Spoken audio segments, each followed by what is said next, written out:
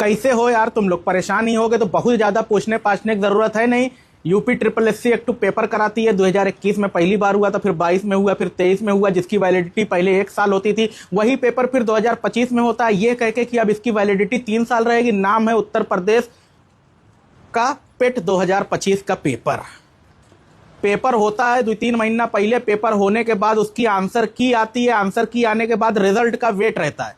Result की एक तो लिंक वायरल होती है। लिंक वायरल होने के बाद क्योंकि 24 लाख लोग लगभग फॉर्म भरे रहते हैं, 20 लाख के आसपास लोग लगभग पेपर दे दिए रहते हैं, क्योंकि सबको लग रहा है कि 2027 में उत्तर प्रदेश में चुनाव होने वाला है, तो 2026 में भर भर के वैकेंसी आएगी यूपी ट्रिपल एससी में।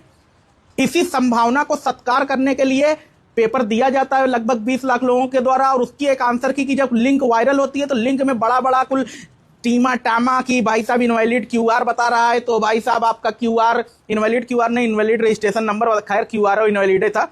ये सब करने के बाद लड़के 3-4 दिन से खूब गरिया रहे हैं, भर भर के गरिया रहे हैं कि साले यूपी ट्रिपल एससी ही कर दिए, साले यूपी ट्रिपल एससी वो कर दिए। इन सब के बीच में एक कोचिंग इंडस्ट्री है जो क्या करती है कि कुछ भी हो, थोड़ा सा पाद हो तो उसको इतना गंधवा देगा कि तुमको लगेगा ही नहीं कि भाई साहब ये पाद है कि हगा गया है। कोचिंग वाले उस एक फेक लिंक को, एक आईसी प्रोसेस को जो कभी पूरी नहीं हो रही थी, उस पे कम से कम 1 लाख वीडियो बना दिए, उस पे कट ऑफ तक बता दिए। उस पे वो लोग कह रहे हैं कि बस ये जाइए 2 स्टेप फॉलो करिए, तुरंत आपका आंसर किया, आपका रिजल्ट आपके हाथ में है। लड़के 2 स्टेप कम से कम 100-200 बार फॉलो कर डाले, कुछ नहीं हो रहा था। और उसके हिसाब से वो लोग लेखपाल की कट ऑफ बता दे रहे हैं, उसके बाद वो लोअर पीसीएस की कट ऑफ बता दे रहे हैं, जूनियर असिस्टेंट की कट ऑफ बता रहे हैं, और हर कट ऑफ के हिसाब से उनके पास एक एक कोर्स है। खैर कोचिंग वालों को अभी बाद में पेला जाएगा, अभी बात कर लेते हैं पेट 2025 के रिजल्ट की।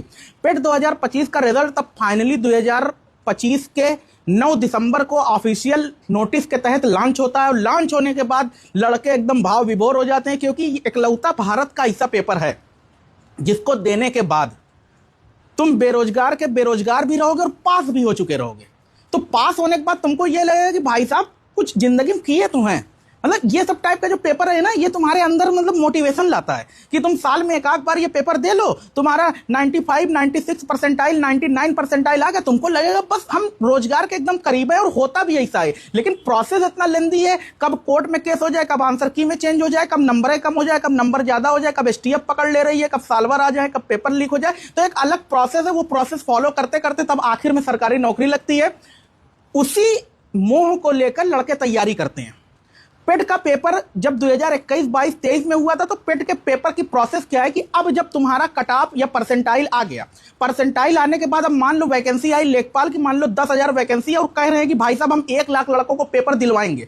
तो ऊपर से पेट में से 1 लाख लड़के इसे उठा लिए जाएंगे। जैसे ही उठाया जाएगा, जो आखिरी वाला रहेगा उसकी जो परसेंटाइल रहेगी वही कट ऑफ बन जाएगा, उसका जो नंबर रहेगा वही कट ऑफ बन जाएगा। इस चीज को कोई प्रिडिक्ट कर नहीं सकता है। मान लो लेखपाल की वैकेंसी 5,000 आई, तो मान लो 50,000 लड़के बुलाए जा रहे हैं, तो हो सकता है जब 50,000 लड़के ऊपर से उठाए जाए उन 20 लाख लोगों में से, उसका नंबर मान लो कुछ और ज्यादा आ जाए, उसकी परसेंटाइल कुछ और ज्यादा आ जाए। अब कौनो मास्टर अगर प्रिडिक्ट करके तुमको बता रहा है कि भाई साहब यही कट ऑफ जाएगी, यही तुम्हारा नंबर जाएगा, यही वाला कोर्स बिकेगा, तो वो तुमको चूतिया बना रहा है। और एक बात, यूपी ट्रिपल एससी पेट अगर तुम पास कर लिए हो, अच्छी खासी 98, 99, 97, 95 परसेंटाइल लाए हो, तो तुम्हारा एक लेवल है, तुम्हारी तैयारी ठीक ठाक मात्रा में हुई पड़ी है। तो अब तुमको यूपी ट्रिपल एससी के पेट के आधार पर जितना भी मेंस होगा उसमें बहुत ज्यादा ई वाला कोर्स लाओ पढ़ने, वो वाली पीडीएफ लाओ पढ़ने, ये वाले मास्टर से पढ़ने, ये वाली कोचिंग ज्वाइन कर ले, ये सब करने की बहुत जरूरत है नहीं। एक एग्जाम्पल लेकर बताता हूं। मान लो लेखपाल की वैकेंसी आती है, भाई साहब सिलेबस देखो और मॉक टेस्ट दो। मॉक टेस्ट मान लो तुम देख रहे हो, मॉक टेस्ट किसी से भी दे सकते हो जिसको तुमको सही लगे। मैं कहूंगा टेक्स्ट बुक से दे लो, तुम्हारा किसी और से मन के उससे दे लो। टेक्स्ट बुक का अगर मॉक टेस्ट दे रहे हो या किसी का भी मॉक टेस्ट दे रहे हो, मॉक टेस्ट दो, एनालिसिस करो कि कौन मात्रा में तुम्हारी कमजोरी है। हिंदी तुम्हारी मजबूत है कि कमजोर है, ग्रामीण विकास और समाज कमजोर है कि मजबूत है, मैथ रीजनिंग तुम्हारी मजबूत है कि कमजोर है, जीएस जीके तुम्हारी मजबूत है कि कमजोर है।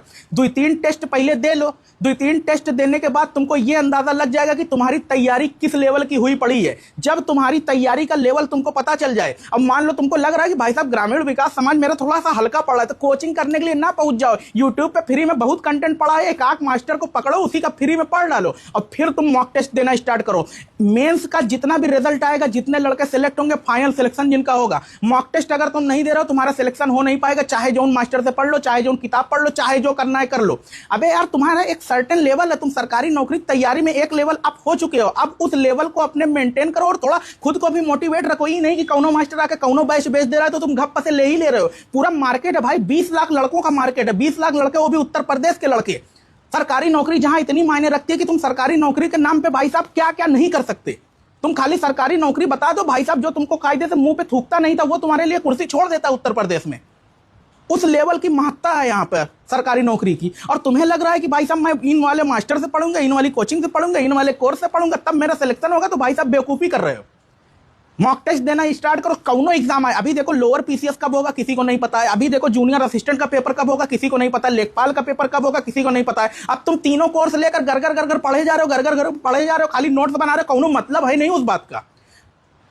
अबे कुछ चीज तीनों चारों पेपर जितना होगा सब में कॉमन है, जीके जीएस आनी आनी, हिंदी आनी आनी है, मैं तो आनी ही आनी है। तो भाई साहब उन सब चीजों को पढ़ते चलो तुम। कल का मान लो लेखपाल की वैकेंसी आए, 2 महीना बचा रहे, 2 महीना पेल के लेखपाल का पढ़ दो, उसमें जो एक्स्ट्रा चीजें हैं। उसके बाद लोअर पीसीएस का आ रहा है, लोअर पीसीएस में अगर कुछ एक्स्ट्रा आ रहा है उस पर फोकस करके पढ़ दो। मान लो जूनियर असिस्टेंट पढ़ लो, उसमें कुछ एक्स्ट्रा आ रहा है उसको लेकर खूब ज्यादा पढ़ दो। तो इस तरह तैयारी करोगे। ऐसा नहीं है कि लाओ कुछ भी पढ़ने, कौनो भी मास्टर का कोर्स ले लें और पढ़ते रहे हमारा सिलेक्शन हो जाएगा, नहीं होगा। अब 20 लाख का जो मार्केट क्रिएट हुआ है ना, 20 लाख के मार्केट को बहुत ज्यादा कैपिटलाइज किया जाएगा। तुमको बार बार कट ऑफ कम बताई जाएगी। लेखपाल के लिए कहेंगे भाई साहब 10 से 15 नंबर कट ऑफ जाएगी, तुमको लगेगा अरे यार मास्टर साहब कितना भावुक होकर बता रहे, पीछे बैकग्राउंड म्यूजिक भी लगा हुआ है, लाओ मास्टर साहब का कोर्स ले ही ले। क्या कट ऑफ किस वजह से कम बताई जा रही है? क्योंकि जितनी ज्यादा कट ऑफ कम बताई जाएगी उतने लड़के एलिजिबल दिखने लगेंगे और उतने लड़के कोर्स ले लेंगे। 400 का अगर कोर्स बिक रहा है, 1 लाख लड़के ले लिया तो गुड़ा उड़ा करके देखोगे 4-5 करोड़ रुपया हो गया। 4-5 करोड़ रुपया खाली एक कोचिंग वाले नहीं, ऐसे हर कोचिंग वाले लगभग कमा रहे हैं। और जय बार वैकेंसी आएगी तई बार निकालेंगे। अभी तुमसे कहेंगे कि पेट का पेपर देखो रिजल्ट आ गया है, अब ये वाला कोर्स लेकर पहले अभी तैयारी करना तुम शुरू कर दो, क्योंकि तुम्हें एक स्टेप लोगों से आगे निकलना है। ठीक है, तुम एक स्टेप आगे निकलोगे, फिर जब वैकेंसी फाइनल वाली आएगी, ऑफिशियल वैकेंसी आएगी, तुमसे कहेंगे लो अब क्रैश कोर्स हम ले आए, क्रैश कोर्स ज्वाइन कर लो, इसमें प्रैक्टिस कराएंगे, ये कराएंगे वो कराएंगे। एक स्टेप आप आगे हो जाएंगे, फिर आपको लगेगा कि आप एक स्टेप आगे हो जाएंगे, 2 स्टेप आगे हो जाएंगे।